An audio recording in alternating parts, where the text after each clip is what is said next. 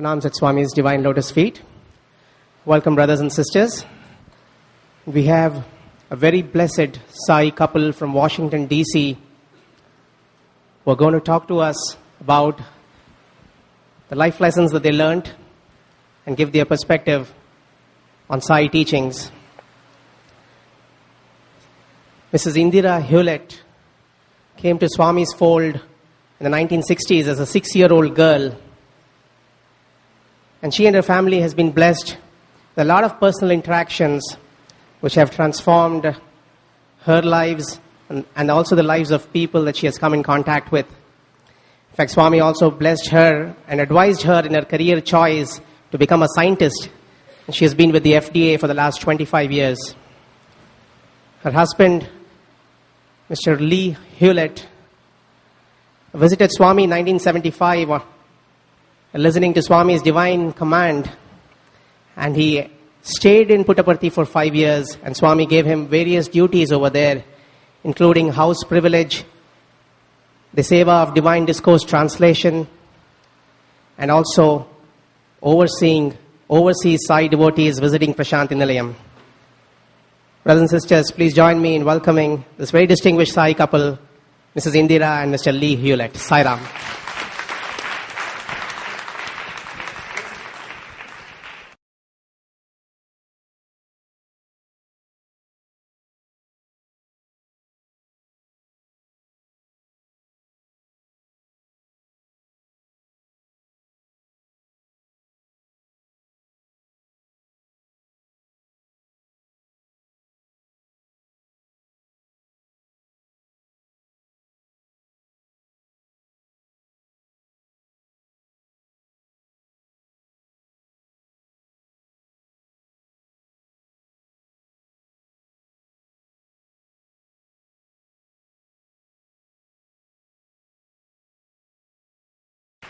Sai Ram, everyone. Good afternoon. Before we begin, I'd like to offer my most humble pranams to the lotus feet of our beloved Swami. In the interest of time, since we have a very limited amount of time, I've actually prepared a very small PowerPoint presentation which will just hit the high points of what I was going to say. So obviously I'm going to go first, and my husband will be following after me.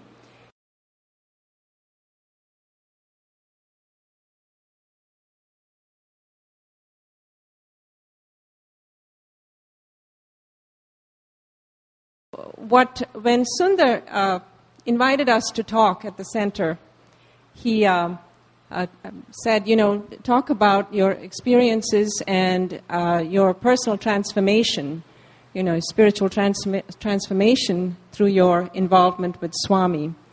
And so I've put together some very major milestones in my life. Obviously, I've been with Swami's movement since 1960-61, so it's quite a long period of time that we've had many different levels and types of interactions with Swami. So it's tough to capture it all in half an hour, so I'm going to do my best, and I've called this My Journey with Sai. May I have the next slide? So the way it came about that we went to Swami was, as I call it, the divine call, is I was actually born to parents from Kerala, and they were although they're Hindu, they really had a very broad-minded way of looking at life and believed in basically the universality of all religions. So that was a very good starting point for me, because I had parents who were very broad-minded and very open to the concept that God is one and it's the same God in everybody. And it's interesting that we heard such a wonderful and illuminating speech this morning from Mr. Karpagam, who is the Chief Justice and so on. It turns out actually my own father's father was in a similar position many, many years ago. So we're sort of in a family that was very much entrenched into the into religious way of living, sacred way of living. Now, the turning point was actually when my father passed away. He was in 1960, and it was from a sudden illness. And I was 6 years old at the time, and my brother about 12 years old. And this, of course, left my mother in a very difficult, well, sort of a unusual situation, because she was a very young widow. And, you know, in India, being a young widow was not a very easy thing to deal with. But what also happened was that my brother, who was very attached to my dad, became very ill at the time. And her thought was that perhaps it was because he missed his father. But he actually had jaundice and so on. And they were very concerned whether he was sort of, this was a symptom of him pining for his father. Now, but around that time, my mother had a dream of Sathya Sai Baba. And this was very interesting, because although she had heard about him, she wasn't really conscious of Sathya Sai Baba in any significant way. She kind of knew there was such a person, and that he did miracles, and that he lived somewhere in Andhra Pradesh.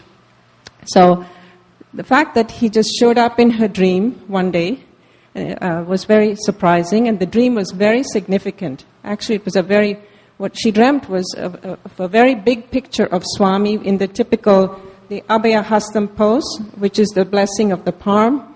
And it was a very popular picture back then. And in the picture, he was saying, "Come to Puttaparthi."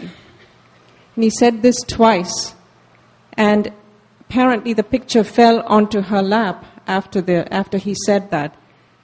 And another interesting thing that happened at the time was that my brother, who was very, very sick, he was having a fever of 104, 105. It actually came down to normal within 24 hours. That was amazing. So she kind of put the two together, and she said, you know, there's something to this. We should go and see Sathya Sai Baba. So we should go to Puttaparthi. So my mother, my brother and I, and my mother's mother, my grandmother, we all made a first trip to Parthi. This was in 1960. Next slide. And this is just a picture of my mom. It's a very special lady. Next slide. So we arrive in Puttaparthi through this very long journey, which I think many of you have read about in books. You know, we were living in Madras at the time, and we took the train to Bangalore, and the bus and the horse carriage and the bullock carts and so on, and ended up in Prashanti Nilayam after 24 hours. So we got there on the evening of the next day, and it was very late in the evening, so they said, the people in the ashram told us to just find a tree and put our things under the tree and to go to sleep, that Swami has already given darshan and the bhajan is over, and that he'll be giving darshan tomorrow, the next day.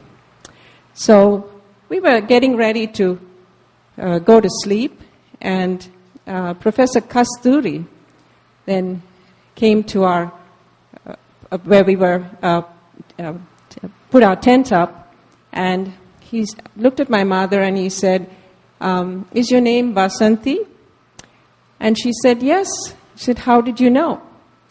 And he said, well, you know, Swami has told me that I should come and welcome you because you're a very old devotee. And you and your family, he's been waiting for you. So he said, he's also asked me to give you a room. And back then there was only one row of houses where East Prashanti is now. There was like one block of houses, and we got a room in one of those houses. And so we spent the night there. And it was interesting, actually, when we were getting ready to sleep. And we looked at the ashram, you know, at the mandir, and Swami's head could be seen through the window. He said, oh my goodness, there he is. And my mother said, that is the person with the hair, you know, because that was his signature, the robe and the bushy hair. So the next morning we had our first darshan which is what they used to call it the coffee darshan, because Swami would go from one side of the building to the other side, and he would give everybody blessings. He'd come and talk to people. There were probably about 50 people at any given point in time, unless there were festivals, and then there'd be, of course, a couple of thousand. So that was our first encounter, coming to Swami. So we had our first interview, and this is very significant, actually, because he basically told my mother, and as you all know, he can read your mind, he knows your past, he knows your future and everything. So he told her about her past as a child, and, going to college, and how she got married, and how my father passed away, and so on. And then he said, very significant, he said, I will take care of you. I'll be taking care of you. You have nothing to worry, and this is a promise. And he said, Swami's promise is never broken. He's promised us that he's with us forever. So we need to keep that in mind now that he's moved on from his body. He's promised all of us that he's with us, and his promise is never broken. So that was very significant. Of course, here it's a personal message. And we had a second interview. Back then, he would give many interviews on one visit. You'd have 2 or 3 interviews, and he told us to come frequently to the ashram. And he said, this is your home. Come whenever you want and leave whenever you want. You don't need my permission to come or to go. And a couple of things he said to us were about doing prayers. And especially on Thursdays, he said Thursday was his special day, that we should make sure that we do our prayers at least twice a day on that day, and the other days we should say our prayers every day. And we had many blessings and so on. So, it was very made a huge impression on me. Of course, I was very young, and I took this back, and it's made such a big impression. I'm still here, after 50 years. So in the years following, we had many, many incidents. We had materializations in the house, vibhuti and amrit. We had fragrances in the house. And, the thing we liked to talk about most at home was Swami, because he was so unique. And when we would go for the interviews, he would talk about the fact that amrit had come on the picture. He said, did you see the amrit on your picture? I said, I came to visit you. Did you see the vibhuti? He would ask, it was a very wonderful interaction. So we had many interviews, many visits, and my husband said, well, you should say something about how many there were, because it's very hard to quantify. I said, the quantification really is in the transformation that he created in us, as a family and as individuals. And in the interviews, he gave us a lot of guidance, of course, on material life, because, all spiritual life is in the context of material life. It's to teach us how to be detached, but to still do our duty. So he would tell us, told us that education was very important, that we should be focused on doing well in school and in college, that we should study, be focused, not waste your time, not roam around in the streets. He said character development was the most important, and at the end of education is character. He has said that in his quotes. So that was a very key message. And of course, he, in every interview, he would talk about the need to pray, to find a deity that we liked. It could be Sai, it could be Krishna, Jesus, any of them, and to just focus on this Ishta Deva, we call, and to repeat the name, the concept of Nama Smarana. He shared that way back then, and was obviously even in the 40s and 50s, he was giving that message to the devotees. And and this was his most favorite topic. He would talk about school, about the future, and so on and so forth, but he always wanted to talk about spirituality and say, now let's talk spiritual. And he would talk about meditation and so on, and I'll just touch on that in the later slides. And in terms of the actual material life, he did give us divine guidance in terms of the career. I told my brother to become a doctor, and he's a very good doctor now in Indiana. He also told him to come to the U.S. And I, of course, wanted to be like my brother, so I said, I want to be a doctor too. And he said, he thought a little bit, and then he said, how about PhD? So I said, okay, if that's what it's going to be. And I was doing my bachelor's in biochemistry then, and it sort of naturally progressed to getting a doctorate in biosciences. And I realized that I actually love research so much. So Swami knew what he was telling me to do, and making this my career for this lifetime anyway. This is a picture that I thought might be of interest. We have many pictures, but this is one of Shivaratri. We could sit very close in the old days, and there may have been about 50 to 100 people, even for Shivaratri. And this is him getting ready to do the Vibhuti Abhishek, and basically that's what he would do. And he would bring out the lingam at the end of the day. Next slide. So another interesting episode that I thought would share with you all is the gift that he gave us of the Vishwarupa pendant. It's been written in some books. I know there are some other people who have been given this and who have mentioned it in their books. But this was in 1965 on one of the Vaikuntha Ekadasi festivals. He called us in for an interview, and he said he wanted to talk about spiritual matters. And so, of course, there was no material matter talked in that interview. He just went right to the spiritual aspect, and he materialized this Vishwarupa pendant and gave it to my mother. And I'll show you the picture, which I'm sure you've seen, but it's a picture of Vishnu with Shirdi, Swami, and Prema Sai.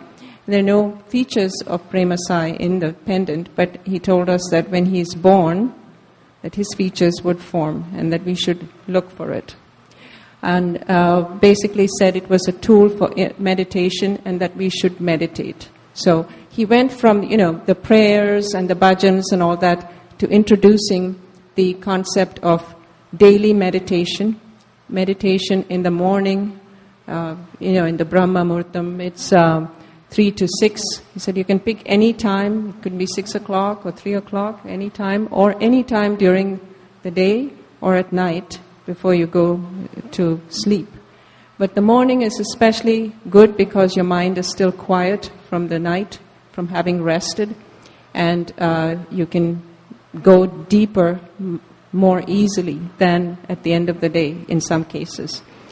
So he stressed the practice of meditation as the way to know one's Atma, and he did tell us, even in these interviews, that is the purpose of our life. The purpose of our life is to attain self-realization and God-realization and understand that all beings are one. And he would say, I'm in you, around you, above you, and so on and so forth, which you've heard about very much in the books, as well as maybe some of you have had interviews and Baba has said this to you. And he would say, the difference is I know it and you don't. You can be like me. I'm God, you are God. It was it was quite an amazing thing for us, to hear that, because we always think of God as being somewhere, although you're told that He's inside, but you always think of God as being somewhere else, and you're being sort of separate. But he says, he made it very clear that is achievable. You can know who you are, but you just need to make the effort to do so. The next slide. So this is just a picture of the actual pendant, which you can see the Shirdi Baba in the middle, Swami and Prema Sai at the bottom, but there's perhaps one eye that is formed in that picture. And the reason Swami was small, he explained to us, is because he is the present avatar. So this was to emphasize more the future and the past, not so much the present, and that all three will be working together to raise the consciousness of mankind. Next slide. So let's hit the major high points that were related to personal transformation, because that was one of the things that we were asked to talk about. In my first such an encounter actually was in 1972, when the first summer course was put together by Swami. It was on Indian culture and spirituality, and it was held in Whitefield. And it was the most wonderful experience. I don't know if any of you have attended summer courses or been observers. Anyone's been to these things? Yes. Were you there in 72? Oh, amazing. Well, we should talk. And I came from the Madras group, and there were 30 days of absolute, total. To me, there was bliss. We started out, in some ways, many of the students were complaining that they had to get up at 3 o'clock in the morning, the first couple of days. But after the first day or two, it was like, when can we start, We were just so charged with the energy that Swami puts out when he goes around and talks to people and interacts with people, and especially the students. So it was a lot of strict discipline. There was a daily routine of yoga. And it was actually taught by Indira Devi, who is not alive anymore, but she was asked by Swami to conduct the yoga and meditation sessions. And she would get us up at 4 o'clock in the morning, and she would go through all the asanas. And she taught us Jyoti meditation, Soham, pranayama, basically all of the different techniques, but just gave us a sort of a start, gave us a primer kind of thing to get us going with meditation. And at the end of the day, we would have Swami's discourses, so he would give a discourse almost every evening. Sometimes he would do it in the morning. He would give us darshans and interacted with us a lot. And I can tell you that these 30 days caused amazing purification, a realization that we have ego, that we are selfish, that we should get rid of that, and that we should recognize that everybody around us has the divine spark in them, and that we should make our effort to see everyone as one. The all is one, all are one concept. It was amazing. In fact, I remember my mother and my brother saying, "My God, you've got a glow around you. We're not sure we can come close to you. You just, seem totally transformed," because it was just amazing energy that Swami puts around you. So there was purification and the increased devotion, we call it bhakti, through bhajan and prayer. The concept of doing meditation, in a very focused way, getting up in the morning, doing it at night, and so on, that became part of my routine after that. And really it sparked the eagerness and yearning for spiritual growth. Because as a child, of course, we enjoyed seeing Swami do all these miracles and talking to us about things, but this was my first real awakening that I do want to know who I am. The self-inquiry had really begun. Next slide. How are we doing for time? Yeah, we're okay. So this is a picture of the summer course, and you can see Swami, and I'm somewhere on the right side with the ladies, but it was a wonderful 30 days. Next slide. So I want to share some of the messages that Swami gave us in the interviews. I think I've already mentioned them, but the key messages he gave us were that we should treat parents as God, that we must obey them and listen to them because they know what is good for us, and that we should not brush aside or treat them with disrespect. To perform prayers, sing bhajans, to purify the mind. So why do we do all these things? It's because we want to channel our mind into pure ways of looking at the world, rather than sort of have evil thoughts. He wanted us to focus on education. I've already mentioned this. The end of education is character. To respect teachers and the elders. He was he stressed very much the need to avoid bad company. He said to try to recognize when something is not good for you, and to avoid it, and to avoid speaking ill of others. especially when they're not in the room. He said, be patient, always be patient and kind. Love even those who may harm you. And he would say there's a lot of jealousy or people want to harm you, that you should be just kind to them. Maybe not associate too much with such people because you know you could get harmed. But on the other hand, to put love out so that whatever harmful thoughts they may have, they become loving thoughts because you are putting out positive energy towards them. So that was also something he did stress. And he also said, and I think we heard about this from Mr. Karpagam, don't think too much of the past, don't dwell on the past, it's over. There's nothing you can do about it. The future is unknown, it's in God's hands. Focus on the present. So the present is here, it's a present. And engage in right action. Try to do good things. Make use of the fact that you have a new day, that you have a new hour to live your life. And to do the right things and do them without attachment to the fruits of your actions. So in other words, be detached. Next slide. Next slide. So the second milestone that, and actually it was a very major one, was when I went, I had been, Swami had asked us to go to the US. So I came here and I got my PhD. And my brother was married and so on. And I went back to India with my mother for a short 3-week vacation. But little did I know that it was not going to be a 3-week stay at all. It ended up being an 8-month visit, 8 to 9 months, because Swami kept saying, stay. He said, wait. Swami, can we leave? Wait.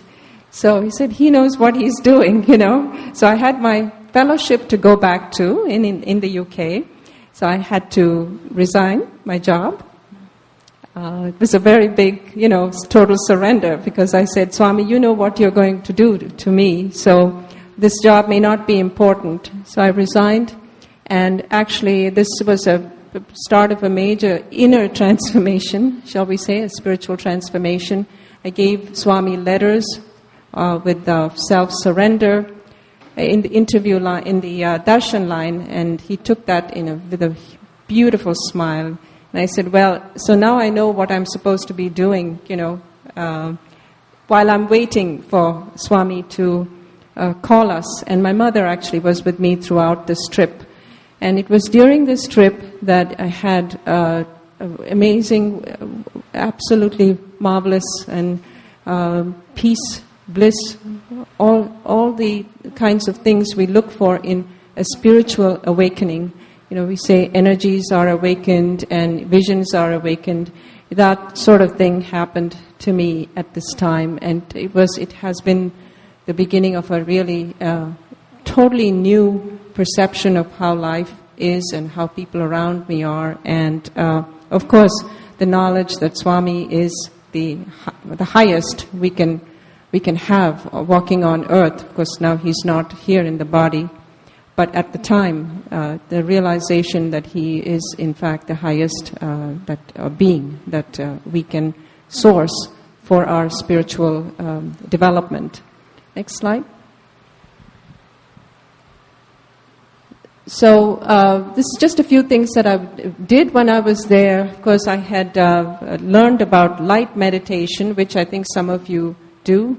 But although I started with that, it was Japamala, saying the Namasmarana, and for me it was Om Sai Ram. That's what I found most made a huge change in my inner vision.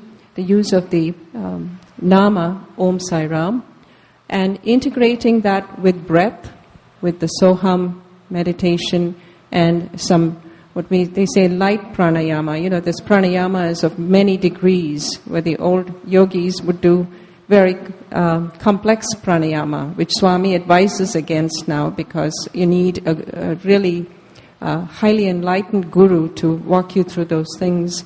But Swami himself was a guru throughout this stay, throughout my journey at this particular time in the ashram, because he would answer any questions, anything I had about my spiritual practices. He would answer in many different ways, either in darshan or in the bhajan mandirs and so on. And this is what resulted in various awakenings in me. And I realized that these are the kinds of things that we, at least at this point in time, all of us want to do, because Swami is not here in his physical form anymore. So we want to be able to reach him through our inner vision, in a very conscious way. So we remember all the experiences when we come back from those events. So perhaps it's a message from Swami that we should now all turn back inward by selfless service, which purifies us, and of course meditation. Sairam. Next slide. So there's just a couple more slides, and these are again various interviews that we had at the time in 1981. He gave us many interviews, and as I said, I had become so steeped in meditation that I thought perhaps I was going to be at Parthi for the rest of my life. But of course, I should know better, right? Swami calls us for the interview, and he says, acknowledges a lot of things about the meditation, says, so she's always thinking of Swami 24 hours. He tells my mother, she's always thinking of Swami, and wants only spiritual. But he says, physical life is also important. So, just when I didn't want physical life, he says, physical life is important, go back to the U.S. So he said, now you have to go back to Washington, D.C. He even mentioned the name of the city. And actually my brother was, being a medical doctor, he was actually practicing in D.C. at the time.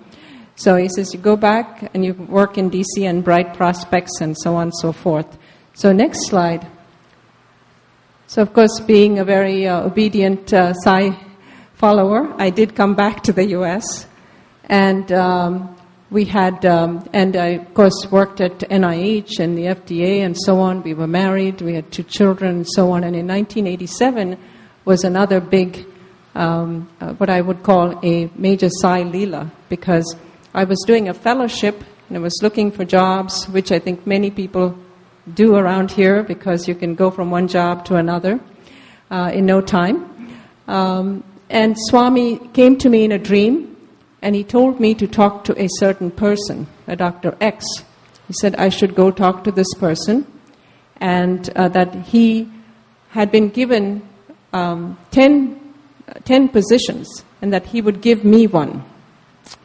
So it turned out that this gentleman actually was not getting along so well with my boss at the time. So I said, Swami, how am I going to go talk to this man? Because they don't get along, So I thought if it was meant to happen, that somehow this gentleman would approach me, and actually that's what happened. This Dr. X came to me. He happened to see me in the hallway one day, and he came to me and he said, you should come and talk to me. I have 10 positions. Yeah, it was exact same words as was in the dream. And he said, he also said, I want you to head the molecular section in this division or whatever. So when can you start? And it was amazing. And it all got done. The paperwork was done and everything. And it's been the most wonderful employment experience I've had, for many years, growing at various levels and doing research, and of course being with the FDA, we do a lot of product approvals and so on. And it's been a fabulous job overall. And as part of the Seva, we do have Sai College students come to visit our lab, and I give some teach lectures at the university when I go there to the Puttaparthi Prashanti Nilayam University and the Anantapur Women's College as well. So it's, he just gave me this present, and I just let Swami show me the way, and he's been taking care of us. So next slide. So I'll close by just hitting on some key points that I think maybe you've heard this over and over again, but I'm sure Lee will get into it some more. But I just wanted to point out some of the things that Swami shared with us that, of course, I'd like to share with all of you. Swami says that his very presence on this earth, or his incarnation and his grace, removes any bad karma, especially if a devotee sincerely repents their negative action. So if you've done something bad, just seek forgiveness. He says it should come sincerely from the bottom of your heart, that you're not going to make this mistake again, that you make some vow that you're not going to do it. You're just not going to say bad things or do a bad thing again. And stick to it. And the second one is to cultivate pure and selfless love for God. Since we call it bhakti in the Hindu religion, to really feel that yearning and that love for the Almighty. He said, right action makes one free from fear. That a number of the negative things we do actually arise from fear. And that if we can say things like the Namasmarana, or if we engage in right action, that this will allow us to be free from fear, because then we don't worry about what somebody is going to do to us, because you've surrendered and you've also tried to do the best in terms of doing the right thing. He said God is the only true friend, and he wanted us to talk to him constantly. He said, you should just talk to me. We call it prayer, but it's just calling him, talk with him, instead of letting your mind go crazy when something negative happens. And he said that Namasmarana purifies the mind, removes worldly thoughts, and fills it with godly thoughts, and makes us an instrument to realize God. Also said that Namasmarana removes the ego, which is the small I, and allows total surrender to the higher self. So Namasmarana is something he has stressed for decades, and it's very easy to do. And I'm sure many of you do it already, but if you haven't, it's something you should consider starting. Next slide. Monkey mind. That Swami tells us that we have the monkey mind. It likes to go around in a lot of different places, and he says Swami cannot give peace of mind, that one has to work for it. We have to really work on controlling our mind, because it's through the mind that we are going to realize ourselves, but we've got to get the mind out of the way. So the mind is very important, and there are many aspects of the mind and many levels at which it operates, the conscious, the subconscious, and so on. And of course, there are three types of aspects of our human nature. There's we call the lazy or the dull aspect, the active aspect, and the pure aspect, or sattva. And that merging all these aspects of our mind through concentration, contemplation, and meditation, which can be facilitated by Namasmarana, leads us to self-realization, to understanding that we are the Atma, that this body is just a place where the Atma lives. Next slide. And I think this is the last one. So the other key messages which really were stressed when we had our interviews with Swami were cultivating the habit of remembering the Lord with every breath. He said you should always think of God. Except, of course, when you have something to do, then obviously you do your work. But all of the other times you devote to the thought of God, and that will purify your mind.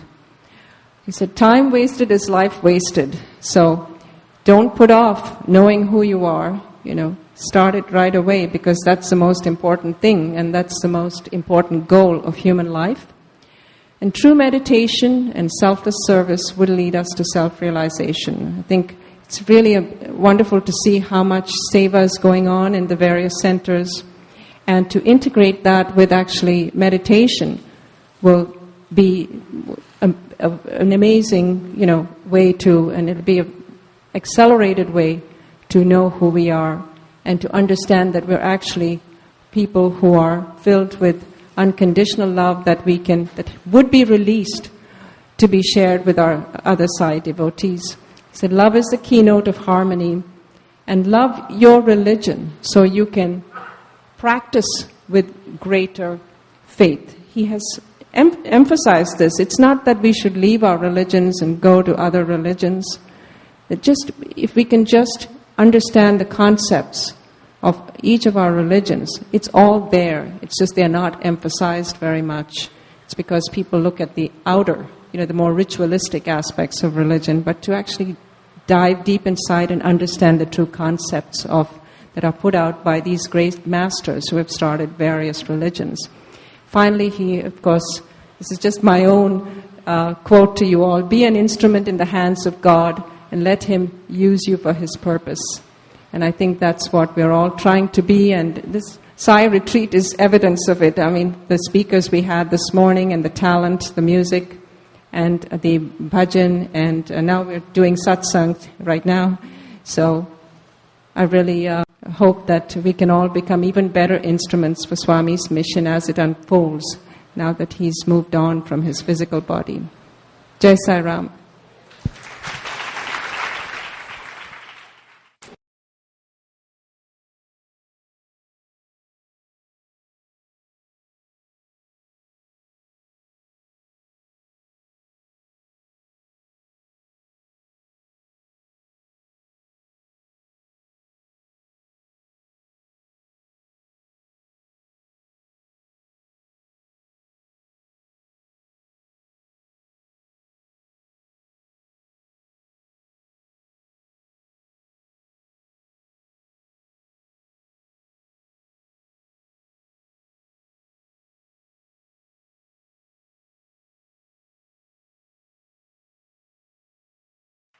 Okay, so thank you, Indira. Incidentally, Swami told her mother to write a book. Swami asked her mother to write a book, and various things happened and her health failed and she never got to the book.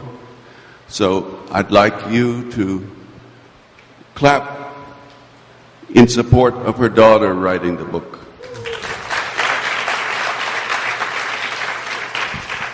Thank you. Sai Ram. We'll do. Now, I'm in a terrible situation here because we've had a High Court Justice from India, Swami devotee for many years, come and speak to you. And we've had a distinguished scientist who's been with Swami since she was 5 years old and knew no other father after that date.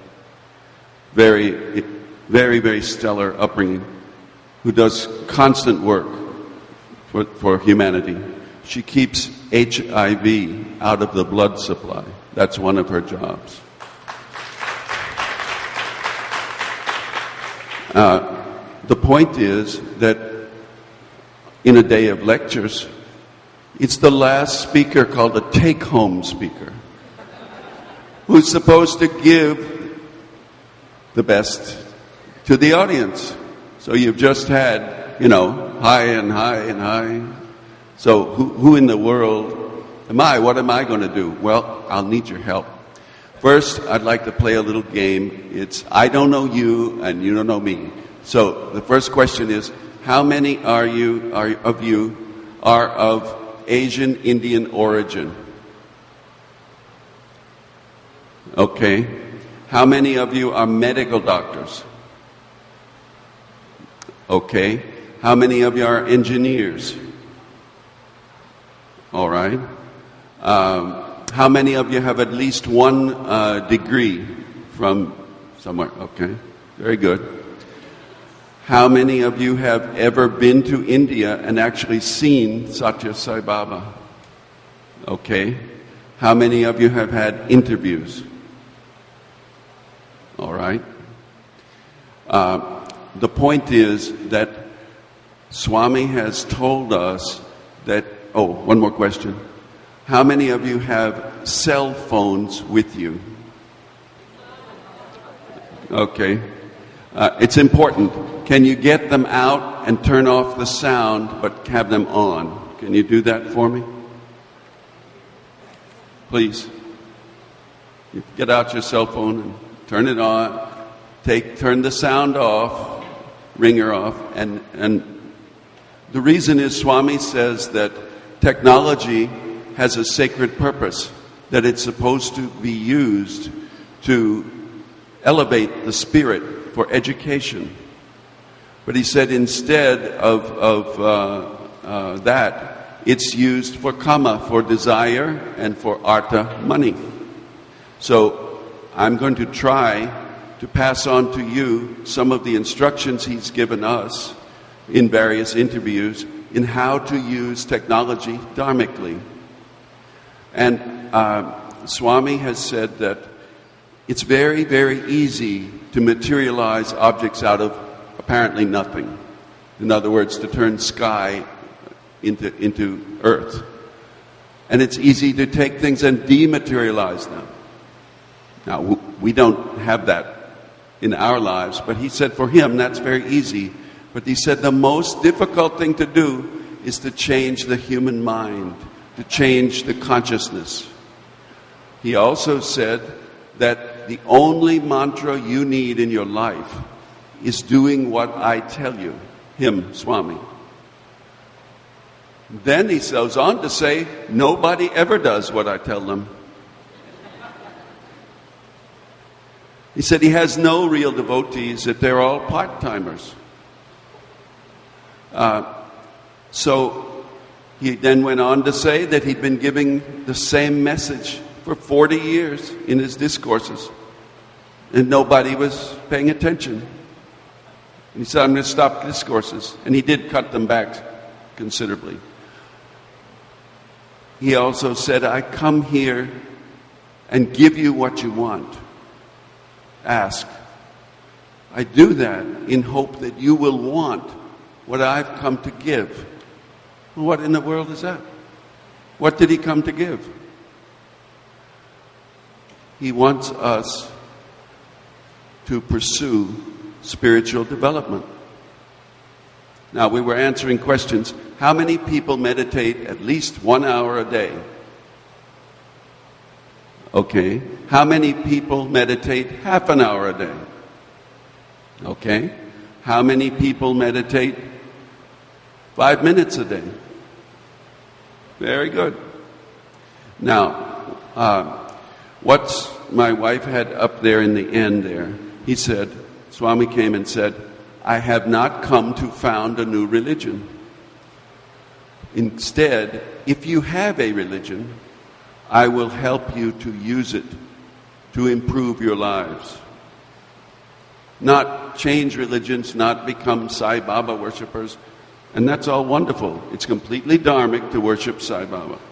However, that's not what he told us we must do. What he told us was to, as she was saying, that in this era of time, in this time in history, we don't live very long. So God has made it so that there's a very quick way to convert the subconscious and the unconscious and the superconscious into pure God. And we do it by controlling our conscious. And we don't have to understand anything. I'd just like you to all agree with me now. You can say this under your breath. I don't understand what this man is saying, and I don't see what the point is, and it's of no use to me. I can't figure it out. Why? Because that's what Swami says. He told Dr. Hislop, you're using your intellect. You can't understand this. It can be understood only one way. He said it's like water. You can't tell anybody what water is. They have to put their hand in it. They have to drink it. They have to touch it. It's the same with spiritual experience. What is our Atma? What is spiritual energy? What is upliftment? What is consciousness? What is love? Until you experience it personally, it's words. It doesn't mean a thing. You say it all day, I love you, I love you, I love you. So what? Until your heart changes, it's just words, books. So the point isn't the words. The point is the activity that will give you the experience, that will make you hungry and thirsty for more love. So what I'd like you to do, if you will, get the cell phones out now and go to the message section.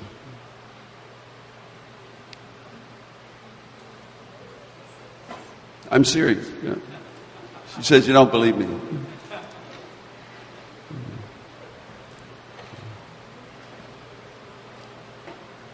Now, while you're looking for the telephones and getting them ready, I'll tell you a little story on the side. When I was in England in 1972, I got an idea that I was studying spirituality or the consciousness, trying to get over personal insanity. You know, we're all a little crazy. I wanted to get over that and become more peaceful. So it occurred to me, and since you've studied some mathematics and things, it occurred to me that the way science is conducted is to take various mathematical tools and apply them to the most stable knowledge that you have to derive more knowledge. So I went through the history of mathematics and applied each different branch of mathematics to the problems of the mind and the soul and so forth. And after a time, I got to a thing called set, S-E-T, set theory. Now, set theory we now know an application of today. It's very common. It's called forensic profiling. That is, you make a list of the behavior patterns of a certain kind of individual. It's usually a thief or a murderer or something. You make a list of those characteristics, and you try to use that to catch that individual. He'll drive a certain kind of car, he'll eat certain kinds of food, he'll look a certain way, he'll pretend to be this, he'll pretend to be that. Okay. I took that science and applied it to the unusual characteristics of Jesus in the New Testament. And then I took that list and compared it to existing living individuals in the world. And I found a match in Sathya Sai. First in literature studies, then in personal debriefings from people. And then I wrote Swami a letter. And I said, you know what I want, so please give it to me. You know. And that's a simple form of the letter. I didn't tell him what I wanted in the letter, right? It's another. If you're a scientist, you have to have a test. Swami says, "Come and test me." So I had the list of what I wanted written down. Okay. So 3 years passed before the test was fulfilled.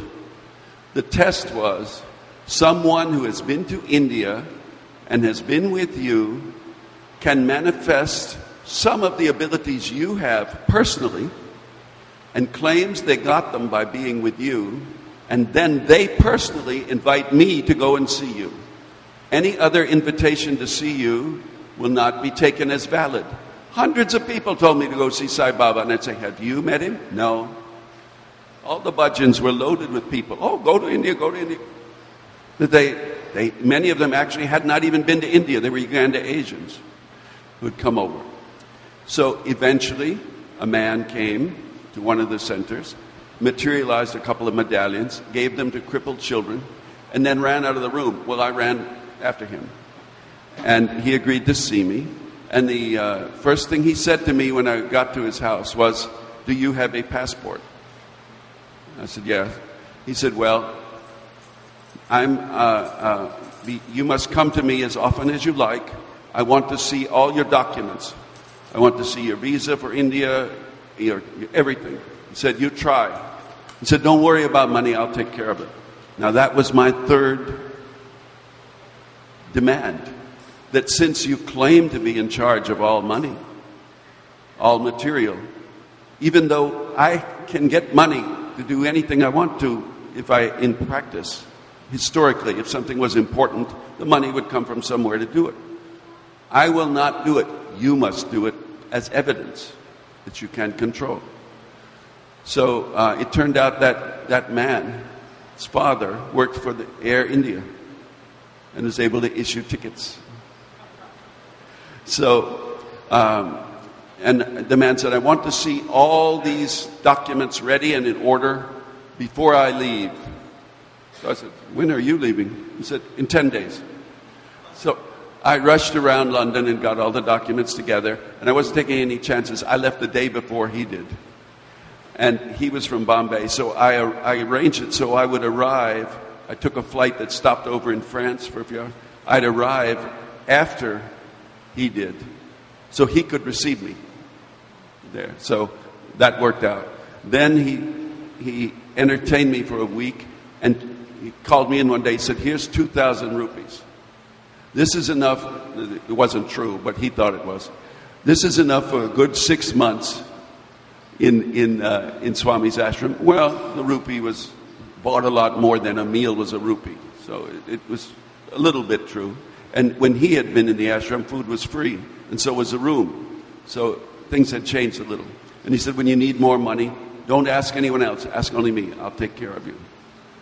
So then he said, the one thing I can't guarantee you is an interview.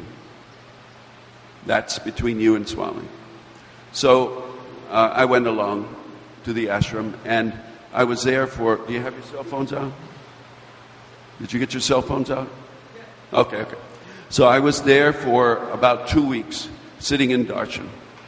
And now, in the 3 years between my original wonderful demands, and I don't recommend you make such silly demands, right? So it had been 3 years. In those 3 years, I was trying to, in the beginning, I was trying to do a kind of meditation. I'd never had a meditation teacher. I just, out of whole cloth, came up with some way of trying to assault the mind to get rid of it. And I must tell you, it was extremely uncomfortable. Right? I won't even describe it. It was just extremely uncomfortable. I'd go unconscious for hours from trying to do this thing. So I sat down to do that the day after I wrote Swami the letter, and a blue sphere of light came into my consciousness, and where I was focusing my concentration, it merged with that. And then it taught me a new method of meditation, which was like whipped cream. It went very, very well. And I said, well, I'll write this in my notebook, but I won't tell anybody because they'll be certain I'm insane. And in 2000 and something or other, I read in a book that Swami told his mother to talk, and that she said that when she conceived, a blue light came and went in her womb. So I finally had scientific confirmation of it. So that's what Swami says to do. He says, do not base your beliefs on books. Don't base your beliefs on rumors from friends, and they may mean well, but so what? Base your beliefs on your own personal experience. How do you get that experience? You can't run to India now. Swami's body is hard to find right now because he's probably in a womb getting nurtured to become Premasai. He told us back then that he would reincarnate immediately, but that he would be born 9.5 months later. Now, you can look up on the internet all kinds of bizarre details about which house it'll be and what city and all that. But in a sense, he's not disincarnated now. He's incarnated, but he's inside a good mama. And we know who that is. It's Professor Kastori. So we needn't feel Swami's gone or he's left. And as far as this flap, back in 1976, there was a college professor who formed an elite committee to prove that Sai Baba was not what he said. And he went to the Blitz newspaper editor, and the Blitz newspaper editor put each week whole page ad challenging Sai Baba to prove Who, what? Is this real? Is it not real? Prove it. You claim you can do these things? Show us. Here's the test. And after 6 weeks of that, the newspaper editor noticed that the circulation of the paper had gone up very nicely. And Sai Baba had said nothing. Not a word. So the Blitz newspaper editor took it upon himself to drive to Puttaparthi with his recording equipment and his assistants and his reporters and asked to see Sathya Sai Baba. Bhagavantam was there at the time. He walked into Swami's room and said, that newspaper editor is here to see you. I want your permission to throw him off the veranda. And Swami said, oh no, Bhagavantam. That's the difference between us. You treat people differently. I treat everyone the same. Please show him in. So he gave the man 5 hours of recorded interview and a ring and a few other things. And that was published in another 6 weeks of papers. And the circulation became extreme, doubled and tripled.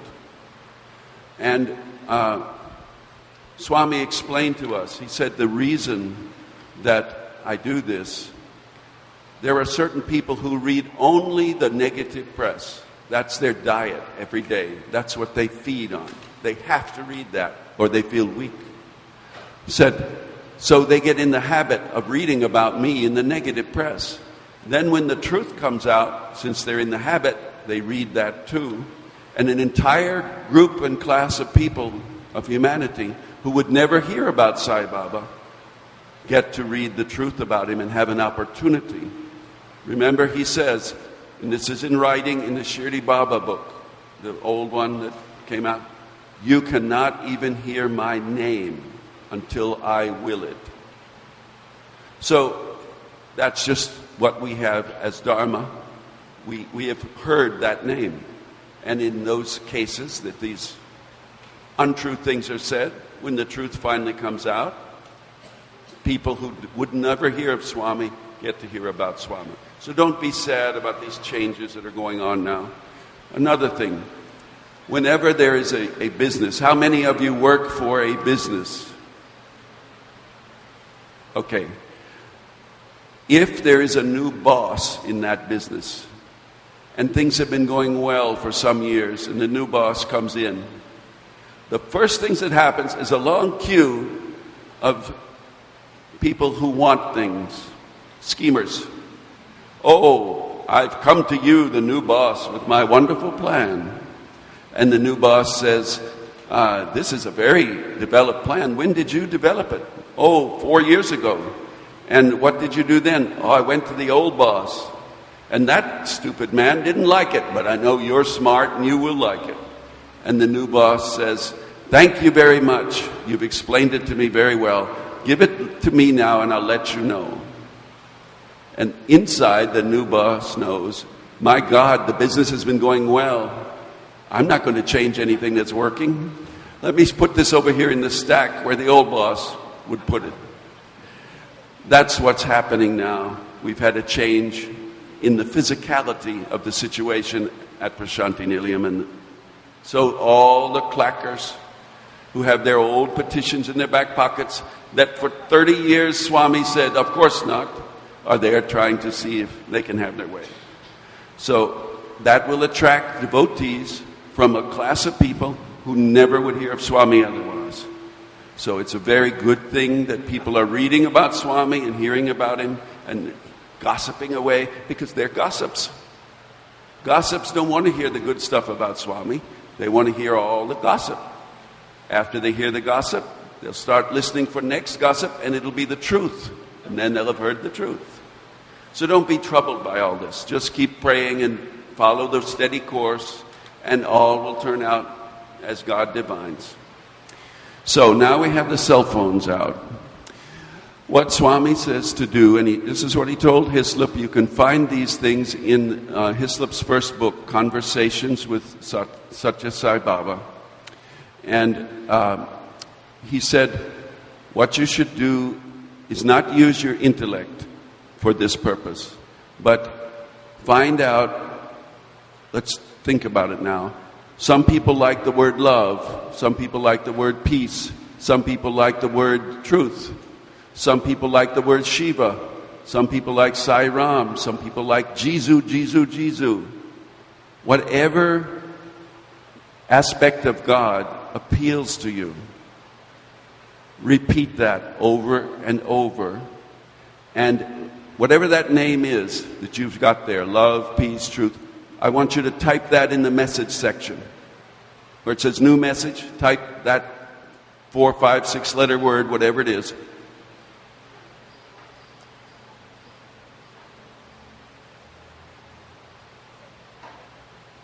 Tell me when you're done. All right.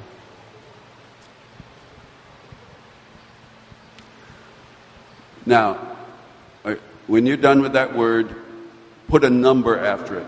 If you're doing 5 minutes of meditation a day, put a 10. If you're doing half an hour, put a new 5. Because Swami told Hislop to do 2 half hours a day, not 1. So if you're meditating once a day, put 5 to start that second session. Now, what is meditation? In this case, we are very lucky. It's this easy. You just say that over and over. Say it out loud first. Say it under your breath. Say it with your mouth moving. No word, no noise. Say it inside. And you don't have to be in a special place. Yes, it works better if you have a special place and you put a mat down and you cross your legs and you do this. But you have to start where you are. If you're in the subway and you have 5 minutes, so fine, let me see. Now, then you go over to the calendar part of your message thing, your phone, and you put a check for that day. You did your 5 minutes. You did your 10 minutes, whatever it is. Put a prompt on it. You can even set the alarm. It goes up, I've got to do my 5 minutes. And do it. You can put another alarm to end it. You don't have to think about a thing. Just this is my 5 minutes. And just rattle it off.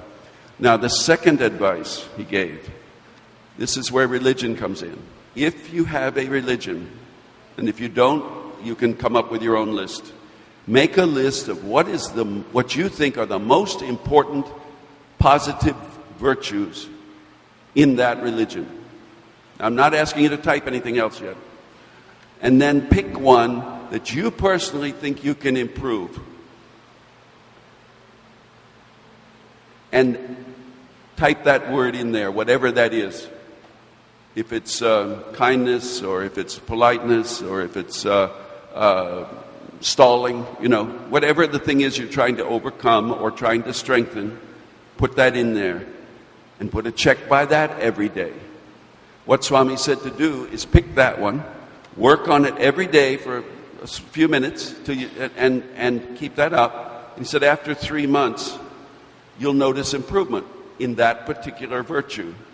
Then go back to the list, and pick a new one, and work on it for 3 months. This way, without any trouble, within 2 years, you'll have a totally transformed character. Our job is to be his message. Other people will notice this. What you tell them is up to you.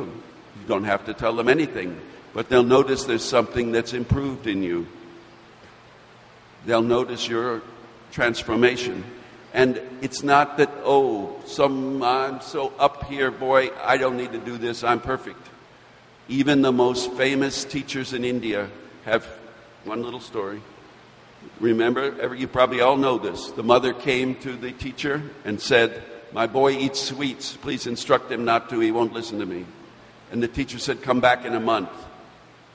Came back in a month, he says, don't eat sweets, it's not good for you. She says to him, why did you make me wait a month? He said, I was addicted to sweets. So I had to get rid of the addiction before I could give the advice. So it is not that we high people don't have anything to improve on. So push the ego out of the way and find something you can improve on. Whether it's walking faster, eating less, tying your shoes better, it doesn't matter. Work on it until it improves and then find another one. It's not a subject of discussion. You don't have to tell anybody. It's between you and your inner nature, which is called God. So that's the basic message. And the dramatic trouble is that if you do this, you'll look back to this day and say, that's the day, that's the time that my transformation got into gear. That's the terrible job that I was given by being the last speaker. So I hope it was useful to you. And you can ask questions if you wish, and we'll do our best to answer them. Sai Ram.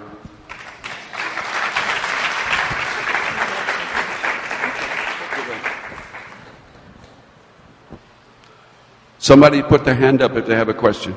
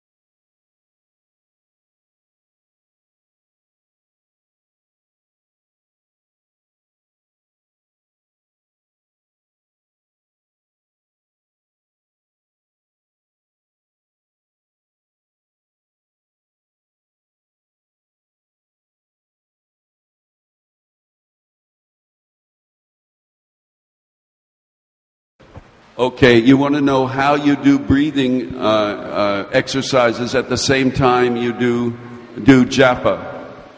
Is that what you said? Right. But you at the same time? Yes. Okay. I believe that you mentioned All it. right. If you don't do it, you'll probably fall unconscious because you have to breathe while you're doing your japa. So, But you don't consciously try and sync them in some way. The most simple way that's been given to us by Swami is to inhale so and to exhale hum. And if you want to add let's say you're going to say Om Sai Ram. Exactly. On the hum, go Hum Sai Ram. Just do it as you exhale and just keep breathing that way. When you're saying that you're supposed to be saying Soham while you're saying Om Sai Ram? If you so choose, that's a way to integrate it. However, my good wife has another recommendation. I'd like to hear it. I'm sorry. I just thought I should clarify that. So hum is basically, you start with a so and a hum. You actually say it. But as you go along, you don't actually say so and hum. It just becomes part of it's to set the rhythmic breathing off the, to get you started on that. That's why we say so hum. As you go along, you do it, you say Sai Ram.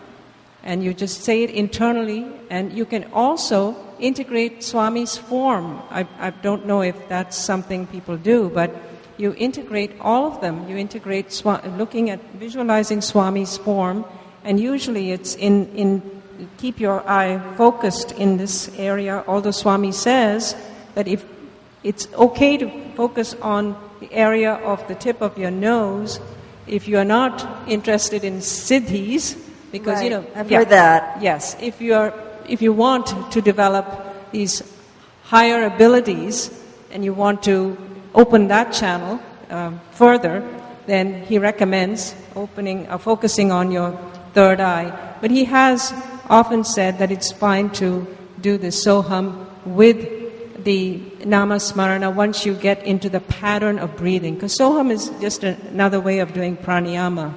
It's just a very simple form of doing pranayama, where you just do it one, you hold it two, and you breathe out once. You want to say something?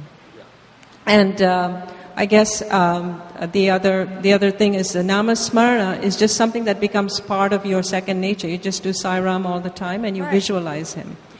That So idea. that's one way to integrate it. As you go forward, the form is going to fall off, and you're just going to be left with the name, and eventually that falls off, and you're left in without your thoughts, basically a mindless state.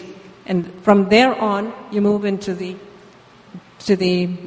astral and the causal bodies and various other bodies that you basically have to move through. And that's where we need to do total surrender to Swami and seek his help to make us go through that journey without any incident. Something I left out. Forgive me. Swami said that the purpose of spiritual experiences, the purpose of seeing him, the purpose of touching him, the purpose of having an interview, the purpose of the close contact that feels uplifting, is that when you get back home, while you're meditating, you recall that uplifting experience, and it improves the value of your meditation. That's the only reason God needed to be incarnated, so we could experience it and then use it to elevate the vibration of our meditation. The second thing, Swami has given us Phyllis Crystal's work. I suggest you look at that. It can also accelerate your meditation and your spiritual development. Jai Sai Ram.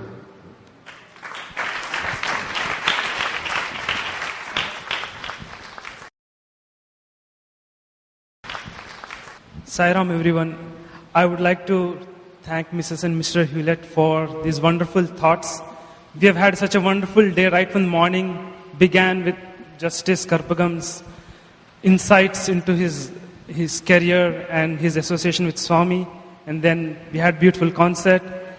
And Mrs. and Mr. Hewlett now took us back to the days of Parthi. I'm sure each one of us relished what she had to say, her association with Swami, where the times she spent with Swami, and he brought his own technology method of improving our life. I for some time I was thinking that was a trick to keep us all awake, but I think he meant it in good spirit. I would like to thank them for coming and spending their valuable time here. And